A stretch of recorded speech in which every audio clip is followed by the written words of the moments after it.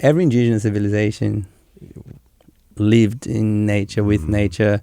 And even if you go to the remaining tribes around the planet, the first lesson, one of the most powerful lessons that you learn is that we are all connected, that we are one, that nature is everything. And yeah. How do we get so far away from that, Thiago? I mean, you've been doing this a while. Like, we're so disconnected in our, in society, I know, I have a long way to go too. And like, I don't, it's so disconnected. How did that happen? I don't know how it happened. Like, there are fragments of this story that we hear here and there. Mm-hmm. And but I remember, and possibly you remember too, our grandparents or our great-grandparents, when they used to go around and share food with the neighbors, because there was actually no like Walmart or all these supermarkets out there, like Right. most of the food was growing on the backyard or in the farm very close to, and all the soap and everything that people used to make at home, and where I used to live in Brazil, there was very common that once a week or once a month there was that car or that truck, the milkman, Right. You guys like dairy in Brazil, the cheeses and stuff. Then so it's not very far that we are so disconnected. It's true. So we were growing all that, and then we slowly outsourced it, right? All those things to Walmart, all the whatever corporations. But now it's becoming trendy again. Yeah. People realize that when you have all the money in the world, you cannot buy healthy, as if you were just there working with nature and eating the good food and be mentally healthy, You see all this new age natural medicine and forest bathing, For me, it was just like mom saying, get out of the house, go play. That's when we're just climbing trees, and that's, It's interesting, though, what you're saying. Like, we're like spinning our wheels to work and make all this money, and then you realize, oh, man, I'm not fulfilled.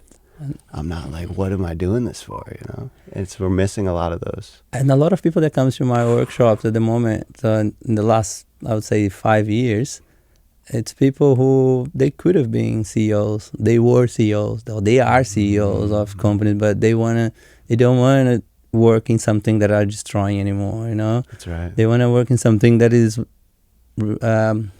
restoring, it's reconnecting, it's has a positive impact. And architects and landscapers, engineers, and I get more and more.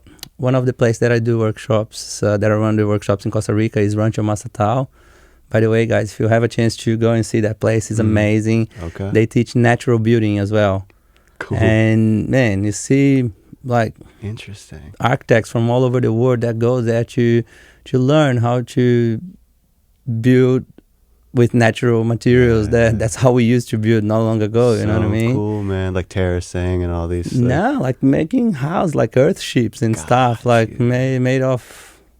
Got you. Very cool. Yeah. I want to go to Costa and do some of these podcasts, man. Like with Brandon and some. Oh yeah, the guys do it there. Yeah. So there was Peter Canaris, Matthew Reese, and Brandon. They all came to the first workshop that I did in Costa Rica.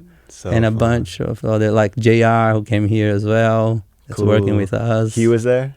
Yeah, he was there too. And yeah, he was on the podcast. Yeah, he's a legend. Yeah, man. Yeah. Dude, so cool. Yeah. And Pete, I got to have him on because he's doing big things too, man. Yeah, I love Pete, man. Pete, one of the things that he says that I keep sharing with people when you see that lawn or that grass growing around the house, he keeps saying, don't be a grasshole. Let's plant food. I love it. Yeah, me too, man. It just says it all right there. So I can see that here and in California as well, there are really cool people doing cool stuff, Yeah, man. And there is Farmer D as well, that I've been hearing a lot about him as well. Farmer D? Farmer D. He does planning for all these agri-hoods, Nice. Yeah, agri-hood's an interesting concept, right? It's bringing back, it's like, hey, here's the community garden, here's the food forest for the community as a whole, right? It's Have you done any of this? The way that I've been studying a lot about it lately, and from what I understand is, it's like living in the city but in a farm environment.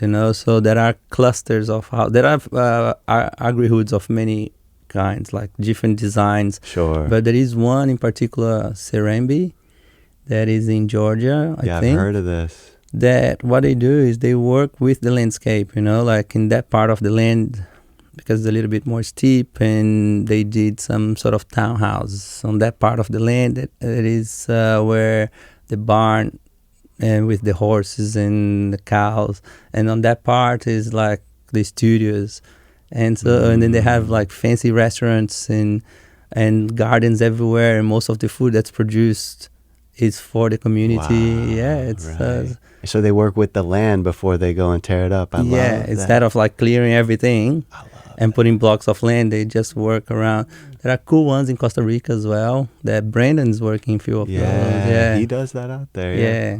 Shout out to AgroHood and Brandon, what he's doing. And all the legends out there that are doing something cool, go. You guys rocking, Let's go, Thiago, tell him.